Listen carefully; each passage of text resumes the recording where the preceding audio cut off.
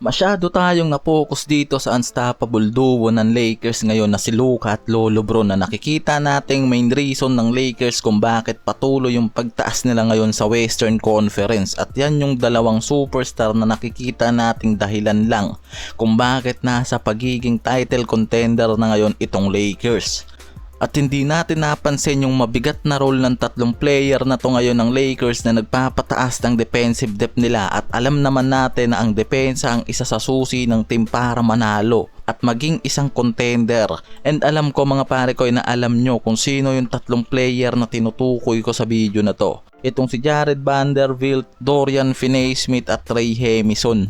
Yan yung tatlong player ngayon na nakikita ng mga NBA insider na isa sa dahilan kung bakit mas lumiliwanag ba yung pagiging contender ng Lakers sa Western, at mas nagiging madali sa mga to na makakuha ngayon ng panalo even na makatapat nila yung mga contender team ngayon sa Eastern at Western Conference. Isa yung depensa sa naging doubt ng Lakers dahil nga bumagsak ito mula sa front court defense nila dahil sa pag-trade nila dito kay AD sa Dallas. Alam naman natin itong si AD yung naging interior defense and paint protection ng Lakers na inasahan na rin talaga mismo nitong Lakers na babagsak yung defensive rates nila sa pagkawala ni AD. Kaya after na makuha nila si Luka na inaasahan lang nila sa pagiging elite scorer at playmaker ng team, kaya naman ang ginawang sunod na hakbang nitong si Rob Pelinka ay kumuha agad ng sentro para punan yung pagkakawala nitong si AD sa Lakers. Nagkaroon talaga ng malaking rebuilding sa roster na to ng Lakers at talagang pinaghandaan ng mga to yung trade na mangyayari, dahil bago pa i-trade si Davis kinuha na nila itong si DFS o Dorian Finney-Smith sa Brooklyn Nets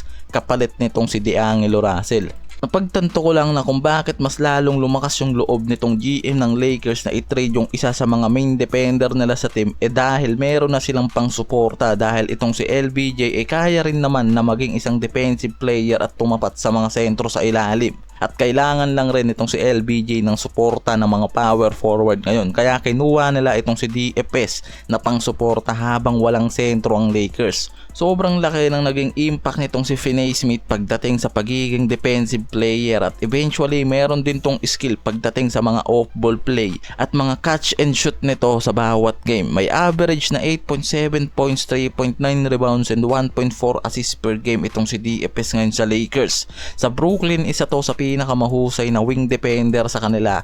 Kita naman natin na ngayon nga napapakinabangan yan ng Lakers. Yung skill na yan ni DFS, sobrang laki ng naging contribution to pagdating sa depensa ng Lakers, na skill rin naman kasi nitong si DFS kayang kumuha ng depensa mula sa small contender hanggang sa power forward at center ng team. Kaya sobrang laki ng impact na binibigay nito para sa Lakers ngayon, na hindi rin nalalayo sa katangian nitong si Jared Vanderbilt pagdating sa pagiging defensive player sa Lakers. Ito yung best defensive duo ngayon na nabubuo sa Lakers. Sobrang laki ng nagiging pakinabang pagdating sa defensive play. And since nang bumalik itong si Jared Vanderbilt na nabalanse nga raw talaga nito ng mas maayos ang Lakers pagdating sa defensive play, and kita natin yan mula nang bumalik ito after ng injury niya.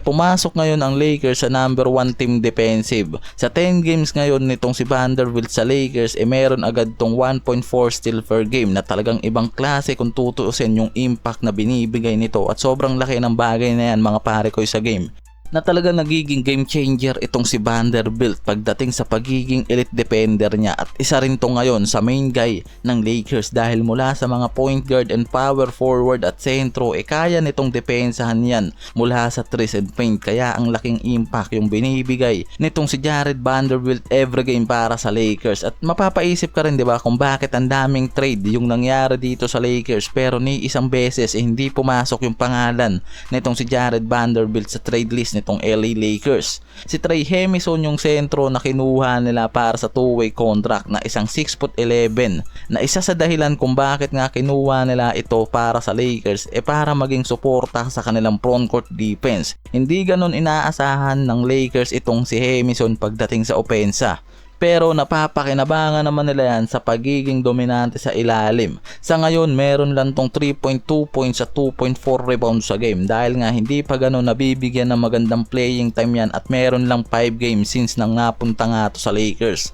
At nakikita naman natin na isa ito sa mga lucky charm ng LA Lakers ngayon sa Western dahil sa patuloy na pag-angat ng Lakers sa Western dahil sa defensive rates ng mga to ngayon. At itong si Jamison yung isa rin sa nakikita ng marami dyan dahil maganda naman yung hustle at pagiging aggressive nito sa ilalim, na kung tutuusin nga masyado tayong natutok sa pagtaas ng offensive depth ng Lakers sa Western at nakikita natin yung impact na binibigay nila Luka at LBJ at iba pang mga top scorer nila, na totoo naman talaga na ayan din yung isa sa dahilan kung nasan ngayon ang Lakers sa Western and maituturing na main reason din kung bakit nasa second seed sila. At mas lumiliwanag ngayon sa Lakers ang pagiging champion contender nila ngayong season.